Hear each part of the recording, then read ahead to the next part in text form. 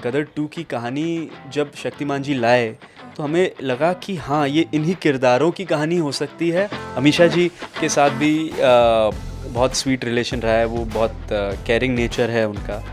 आप 11 अगस्त को भी सिनेमा में जाइए, अपने पूरे परिवार के साथ जाइए। नमस्कार, मैं हूँ उत्कर्ष शर्मा और आप देख रहे हैं मायापुरी। 2001 में गदर आई थी, जिसके बाद आई थिंक अमेजिंग जो रिस्पॉन्स रहा है ऑडियंस का उस मूवी को लेकर, और अब इतने सालों बाद गदर 2 आ रही है और इसी से जो जुड़े कलाकार हैं उनसे आपकी मुलाकात कराएंगे जो गदर 1 में भी थे, जिनका अंदाज काफ़ी क्यूट था कह लीजिए, शरारतें भी उनके आपने देखी होगी, लेकिन अब देखिए कैसे हो, कितने बड़े हो गए हो। वेलकम उत्कर्ष। नमस्ते, thank you for having me. बिल्कुल सेम ईयर। कितना अभी हम लोग वही बात कर रहे थे इंटरव्यू के पहले, कितना नॉस्टैल्जिक रहा है आपके लिए बचपन में जो है वो किरदार निभाना, उसके बाद इतने सालों बाद वही टीम के साथ वही किरदार, लेकिन अंदाज ऑब्वियसली कुछ डिफरेंट ही होगा, फैंस को भी देखने को मिलेगा, क्या कहेंगे? जी, मैं बस ये कहूँगा कि जीते का जो किरदार था गदर 1 में, वो अपने परिवार के लिए कुछ भी कर सकता था एंड अपनी माँ के लिए बहुत प्रोटेक्टिव था। जब वो औरत उसके माँ के गहने ले रही होती है, एक सीन है उसमें, मंगलसूत्र जब लेने वाली होती है तो बच्चा इंजर्ड होता है, घायल होता है, फिर भी बीच में आ जाता है, मार भी खा लेता है उस औरत से, पर माँ के गहने को नहीं जाने देता है। एंड तो उसके अंदर ये हमेशा एक जज्बा रहा है कि वो अपनी माँ के लिए कुछ भी कर सकता है। एंड अपने पिता के साथ भी उसका एक रिलेशन है, थोड़ा ज़िद्दी है, थोड़ा शरारती भी है, बट पिता उसके लिए उसके हीरो हैं एंड उन्हें उन पर बहुत भरोसा है। जैसे गदर 2 में एक डायलॉग भी है कि अगर मेरा पापा यहाँ आ गया तो तेरा तो मतलब बंटा ढार कर देंगे वो। एंड तो एक उसका एक एडमिरेशन है उसकी फैमिली के लिए एंड अपने देश के लिए भी, क्योंकि उसने बचपन में इतना बड़ा हादसा देखा है। उसकी माँ को उधर ले गए एंड वो वहाँ गया तो उसने इतनी नफ़रत देखी है अपने देश के लिए, अपने देशवासियों के लिए, कि उसके अंदर वो तो उसका किरदार उसके फॉर्मेटिव ईयर्स में ही उसको ये सब झेलना पड़ा। तो ये सब चीज़ें तो उसके बड़े होने पे भी रहेंगी। तो मैंने कोशिश की है कि गदर 2 में जो इसका नया रूप आपको देखने मिलेगा, कि ये बेसिक चीज़ें जो गदर 1 में आपने इसकी पसंद की थी, ये आपको गदर 2 में भी देखने मिले। ऑब्वियसली अब वो जवान हो चुका है, 21-22 साल का लड़का है, 20-21 साल का लड़का है, और वो कहते हैं ना कि आज थोड़ा बचपना भी है, थोड़ी जवानी भी है, जूझ रहा है कि मैं क्या चुनूँ, एंड अपना एक व्यक्तित्व बनाने की कोशिश कर रहा है। तो देखते हैं कुछ डिसीजंस वो लेगा अपने लाइफ में, और बस गदर 2 में ही पता लगेगा 11 अगस्त को कि क्या है उसका एक्चुअल। कहानी काफ़ी इंटरेस्टिंग है when we see the trailer, कि किस तरह से आपका पाकिस्तान में जाना हुआ, रीजंस क्या रहे, फिर ऐसा क्या हुआ कि मतलब भी कि आप आने के लिए भी तकलीफ़ें मुश्किल है, लेकिन तारा सिंह तो है, मतलब उनके रास्ते में कोई भी आए कोई बचेगा नहीं। वो एक काफ़ी एक फैमिली रिलेशन, फैमिली बॉन्डिंग के साथ एक अलग कहानी, तो उस स्टोरी लाइन को लेकर क्या कहना चाहेंगे? जी, स्टोरी लाइन के लिए मैं बस ये कहूँगा कि जैसे गदर 1 की कहानी थी वो इतनी लोगों को पसंद आई, तो जब हम गदर 2 बनाने निकले तो ऐसे ही नहीं निकले हम, एक कोइंसिडेंट ही कहूँगा, क्योंकि हम कहानी ढूंढ नहीं रहे थे। गदर 1 हमारे लिए क्लोज्ड बुक थी। गदर 2 की कहानी जब शक्तिमान जी लाए तो हमें लगा कि हाँ, ये इन्हीं किरदारों की कहानी हो सकती है, और ये तारा सिंह की फैमिली की ही कहानी हो सकती है। और इत्तेफाक से टाइम भी इतना आगे चला गया कि रियल लाइफ में भी हम सब उतना एज अप कर गए as the script demanded. And तो गदर 1 थी 47 to 55 के टाइम पीरियड में, ये कहानी सेट हो गई 71 में। फिल्म के किरदारों की भी एज उतनी ही हो गई। तो बहुत इंटरेस्टिंग था। एंड जैसा कि आपने ट्रेलर में देखा कि बहुत कुछ क्वेश्चन मार्क्स हमने छोड़े हुए हैं, बट बहुत सस्पेंसफुल स्टफ़ भी है फिल्म में, जो हमने अभी आपको कुछ दिखाया भी नहीं है। कुछ चीज़ें पहले दिखाई हैं जिन पे अब हम चर्चा नहीं कर रहे, थोड़ा छुपा रहे हैं। एंड फिल्म एक मैजिक ट्रिक की तरह है।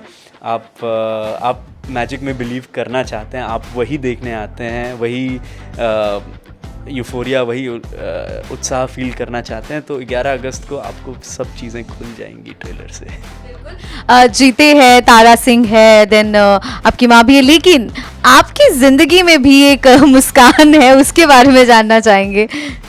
जी पर्सनल ज़िंदगी में तो कुछ नहीं है बट जीते की लाइफ में जो मुस्कान की आप बात कर रहे हैं, अब पता नहीं, लोग अज्यूम कर रहे हैं कि वो लव एंगल है, लोग अज्यूम कर रहे हैं कि कुछ रोमियो जूलियट टाइप्स है, बट या तारा सकीना से कंपेयर, सबसे पहले तो वो कंपैरिजन का बनता ही नहीं, क्योंकि एक किरदार अलग है, इनकी लाइफ अलग होगी, एरा अलग है फिल्म का। दूसरी बात, मैं कहूँगा कि वो सस्पेंस ही रहने दीजिए, क्या पता हम आपको डिसीव कर रहे हैं, क्या पता हम नहीं कर रहे हैं, क्या पता वो वाकई मुस्कान नहीं है तो वो सब चीज़ें रहने दीजिए, वो सब पे हम एक्सपैंड करेंगे। वो न्यू मेंबर हैं गदर फैमिली की, तो उनका जब आप रोल देखेंगे, उनकी एक्टिंग देखेंगे, जो बहुत अच्छी टैलेंटेड एक्ट्रेस हैं, तो उनका आप जब काम देखेंगे, आपको फिल्म के द्वारा उनसे प्यार हो जाए या उनके नफ़रत हो जाए, मुझे क्या पता, फिल्म देख के आपको पता लगेगा। आपको कैसा रिस्पॉन्स आ रहा है उसके बारे में जानना चाहेंगे।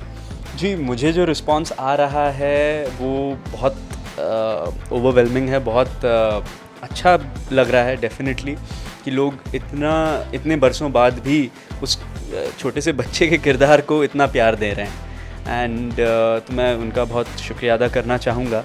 And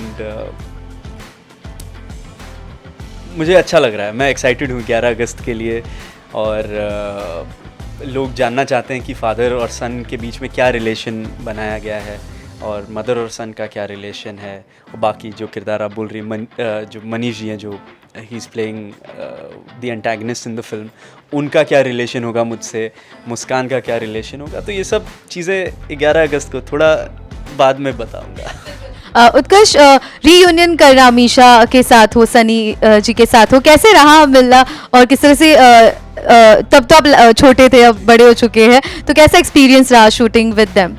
ji, with Sunny sir तो मैं कहूँगा फिनोमिनल एक्सपीरियंस था, क्योंकि मैं उनका फ़ैन हूँ और मुझे 2 बार मौका मिल गया उनके साथ, as a kid also and as an adult also, और बिहाइंड द सीन्स एक बार एक शेड्यूल मैंने सिंह साहब का भी असिस्ट किया था, तो बिहाइंड द सीन भी काम कर चुका हूँ। तो उनके साथ तो हमेशा जब भी काम करने का मौका मिलेगा मैं करूँगा, क्योंकि उनसे सीखने इतना मिलता है। वो सिर्फ एक एक्शन किंग नहीं है, वो एक्टिंग किंग भी हैं। उनको जितना एक्टिंग के बारे में पता है, शायद ही मुझे लगता है कि आर्ट फिल्म के एक्टर्स कह लीजिए या इवन वेस्ट के एक्टर्स कह लीजिए, उनको उतना पता है। इसलिए उन्होंने ये मुकाम हासिल किया है, सिर्फ अपने बाजुओं के दम पे नहीं, अपने एक्टिंग के दम पे हासिल किया है पूरा। तो एज ए अपकमिंग एक्टर उनसे बहुत सीखने मिलता है, एंड वो हमेशा मोटिवेटिंग है, और कहते हैं कि सिर्फ मैं ही छक्के नहीं मारूंगा सीन में, तुम्हें भी छक्के मारने हैं। तो जी, अमीशा जी के साथ भी बहुत स्वीट रिलेशन रहा है, वो बहुत केयरिंग नेचर है उनका, एंड उनके साथ जब भी मज़ा ही आता है। हमारा एक केमिस्ट्री हमने बनाई हुई है फिल्म में, जो ऑडियंस को बहुत एंटरटेनिंग लगेगी। पापा के साथ यानी डायरेक्टर जी अनिल के साथ किस तरह से रहा है। आई थिंक सेट पे मुझे मदर फादर का लव सनी सर और अमीशा जी से ही मिलता है, क्योंकि पापा वहाँ पे डायरेक्टर ही रहते हैं, घर पे भी कई बार डायरेक्टर ही रहता है, बट उनका नेचर ही है कि वो वर्कोहॉलिक हैं, और वो बहुत मेहनत में यकीन करते हैं। तो वो 24 घंटे अपनी कहानी, अपने स्क्रिप्ट, अपने किरदार सोचते रहते हैं, और अपने एक्टर्स और अपनी यूनिट से भी यही एक्सपेक्ट करते हैं। तो उनके साथ काम करना हमेशा एक सौभाग्य रहता है, क्योंकि वो आपको एक तो क्रिएटिव फ्रीडम देते हैं, आपको जो लाना है अपने कैरेक्टर के लिए आप लाइए। दूसरी बात, आप उनके सेट पे हमेशा सेफ़ और सिक्योर महसूस करते हो एज एन एक्टर, क्योंकि आप गलत भी हो जाओ ना, तो वो कुछ वो नहीं है, कोई डांट या वो सब नहीं है। आप बस मेहनत करते रहो, आप उनके विज़न को फुलफ़िल कर दो, तो उससे बड़ा उनके लिए कोई खुशी की बात नहीं है। और बाकी तो हम हंसी मजाक खुशी चलती रहती है सेट पे, एंड उनके साथ काम करना मेरे लिए बहुत सौभाग्य है।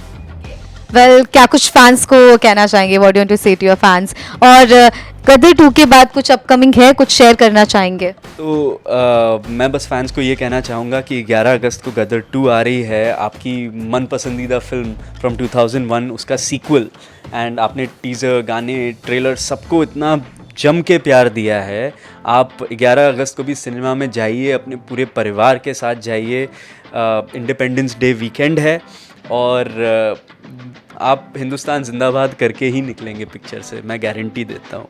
एंड आप पूरे परिवार के साथ जाइए। और आगे की जो फिल्मों की बात करें तो हाँ, अभी कुछ है लाइन में, आपको 1-2 हफ्ते में सुनने कुछ मिलेगा अच्छा, तो तभी मैं बताऊंगा। अभी गदर 2 के ही प्रमोशंस और इन सब में व्यस्त हूँ, तो अभी के लिए इतना ही।